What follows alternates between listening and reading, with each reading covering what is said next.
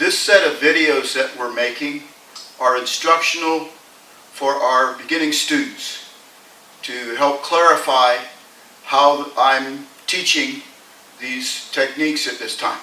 Perhaps you'll be able to use them as well, so that is why I'm making them public. There's so many different ways of doing techniques, and people have their own different styles, and even within the styles there's different styles. So that's why I'm clarifying exactly how I'm doing things to make it easier for my students to understand what I'm looking for on a test.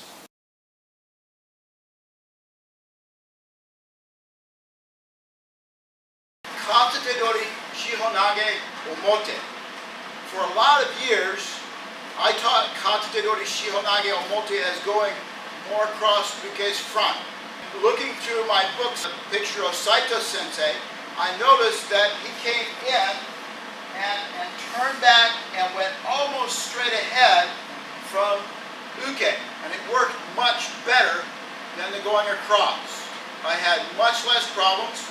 It drew Uke's shoulder forward of the hand that's being held and threw the other shoulder back, which meant they couldn't reach to counter-strike or to try and stop it. They're twisted so far they just can't reach.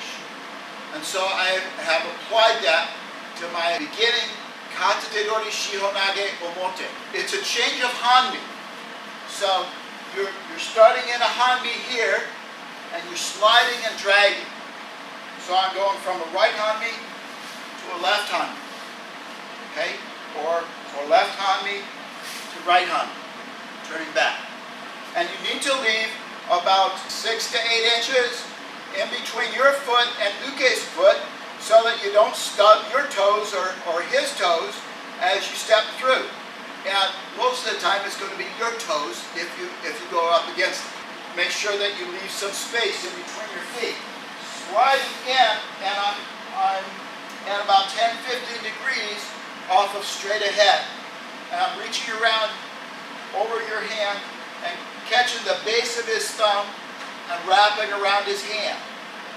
And I'm going to step forward, stretch this out, keep this elbow down, and look for his fingers to go perpendicular as you come back to his shoulder. And then extend forward to cause him to fall instead of trying to drag down. If you try to drag down, what it does, it compresses his spine, and it's like shotgun shells going off in the brain, and he may get up angry. So if you just stretch to where he just can't stay up anymore, you're just taking balance. That's all it is.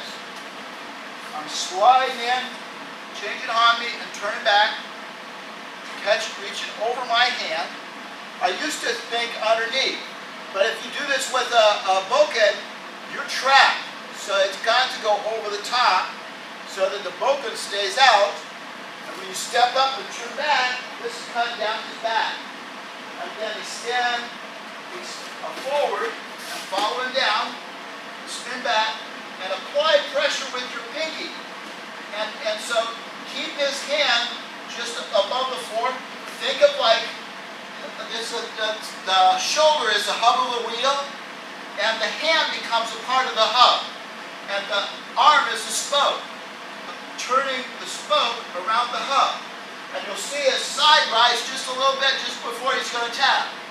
If it's such a big arm that you can't do it with just one hand, then set a hand on the elbow and keep it and send that, facilitate the spoke going around the hub. So that's Shihonage Omote. Two key things about this that people have trouble with is that they go too high and they have their elbow out like this. So instead, drop your elbow down in front of you, and the hand should be just about in front of your forehead. And look at Uke's fingers. If Uke's fingers are horizontal, he can probably turn with you and maybe get out of it. But if it goes vertical, when you turn back to his shoulder, he's going to be up like this.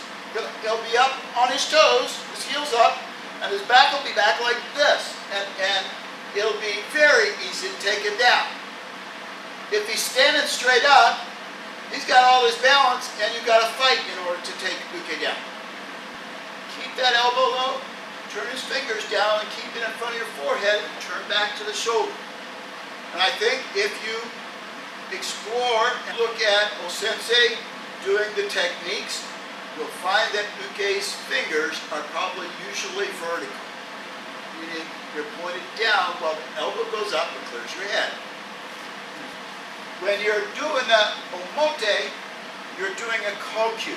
And really, kokyu is just really, your palm is open, the fingers are extended, and you're making like a cup in your palm.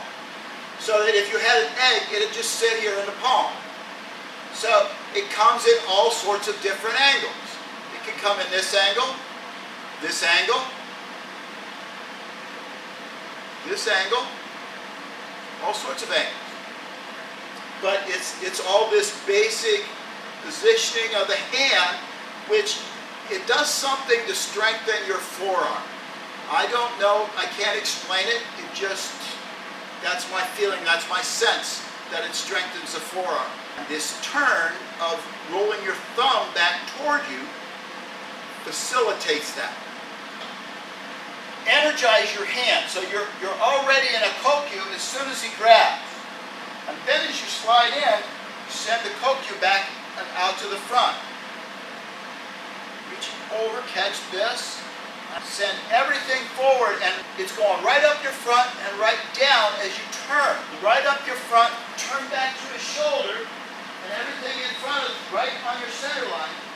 And then instead of cutting down hard, extend outward and just let it fall. And just keep up with his shoulder as it goes down to the mat. If you can't keep up with his shoulder, then let it go so you don't rip his arm or his elbow. Shihonage is probably one of the most dangerous techniques. That probably breaks more arms than any other technique. Be careful with it and respect your uke.